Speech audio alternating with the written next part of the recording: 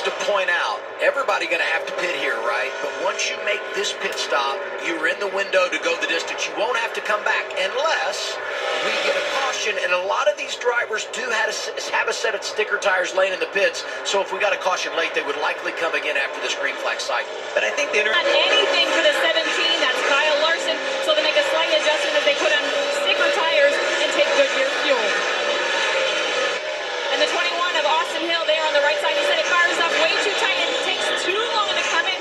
He said the adjustments are only touching the car at the end of the run, not the beginning, and gets a little free on throttle late in the run. Dylan. We saw the 41 as Sam Mayer pit. Larson wanted to cover, go a lap longer than the 41, who he's been racing here the last probably 50 laps or so. So you see him on pit road right now. I've not heard him say anything on the radio the last few laps as Ryan Ellis pulls out in front of him there. Larson will hit his marks. Race car has been so good. Larson was just cruising there and putting it all on display just how good he is at this racetrack.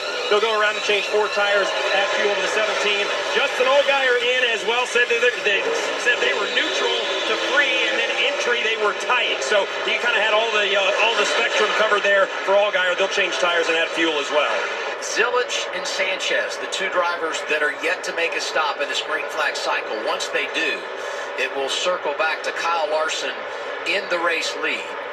And everybody going to play a little bit of a different game here, but you can't stay out too long or you're going to end up in a real bad spot. And as I say that, here comes the 48 of Sanchez to make his scheduled green flag pit stop. It comes at lap 147, Dylan.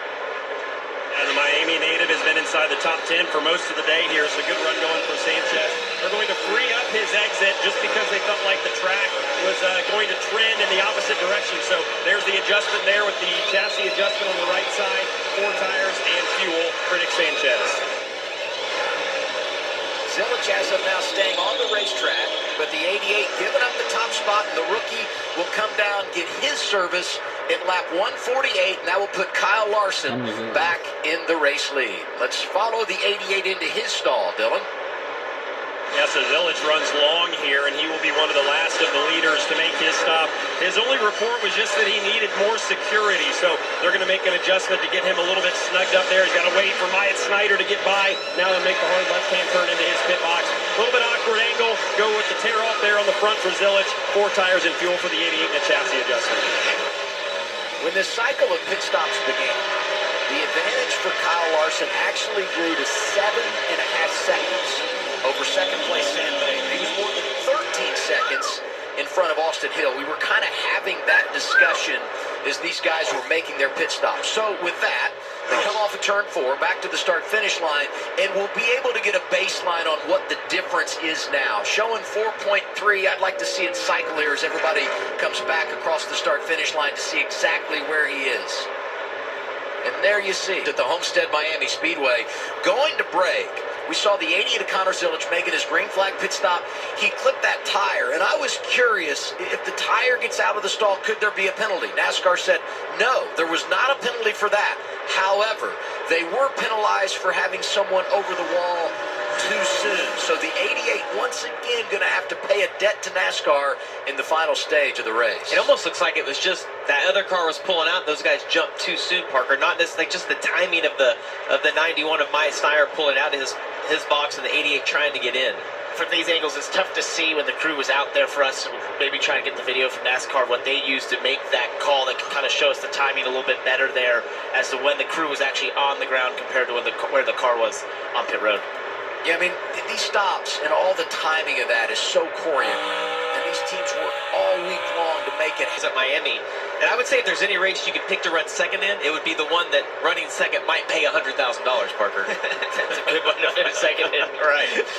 And how this works, if you finish in the top 4 today, you're eligible next week. And as of now, it would be the 4 drivers that get it done this afternoon that are competing here this afternoon that would be doing it again next Saturday in Martinsville. So that's something we'll follow as we finish things out here. But right now, it looks like Mayer, Hill, Allgaier, and Love are going to be the ones that find themselves in a position for a big payout 2 weeks in a row. Sheldon Creed would love to get in on that. Riding in the 6th position. I feel like everything that's happened today has been done quietly just because of the dominance out front for Larson. Austin Hill in question, Cam. I mean, when I see those sorts of tire issues, the first one after stage 2 was decent. That's maybe a tick worse, but it's not horrible. Remember, we went basically a full fuel run, which he'll do now. He has that information inside the car. He knows how it's handling. He can, as we said before, he can help that a little bit, a tiny amount. It is slightly concerning because you start to feel that, you hear it, as he mentioned earlier on the race. But I feel like at the amount of laps they ran and knowing that this is a similar run right now, with the gap he has behind him, it's not a terrible place to be. You know, as long as he knows it, just continue to take care of it. I wouldn't be worried. I would just hope that someone else has the problem before I do, because as you look at the running order and how far that Austin Hill is behind, not just Larson, but Mayer, who's racing for that $100,000 dash for cash, he needs a caution. So he needs someone to have an issue to bring that caution out. And based on what we've seen earlier in the race, Adam, I think we could get a caution before this is over. I think we could, and among those drivers that wouldn't mind seeing it maybe to put themselves in a better spot, even though he's a lap down, is Harrison Burton. But I've got to say, and I go back to some of the comments Dylan had about Sammy Smith and their points day. If you rewind to Coda, Harrison Burton wasn't having a good afternoon, but they manipulate the strategy to get a stage win. Danny Upland, the crew chief, a rookie in that regard, has really done a nice job of putting this team together and calling great strategies to maximize their day.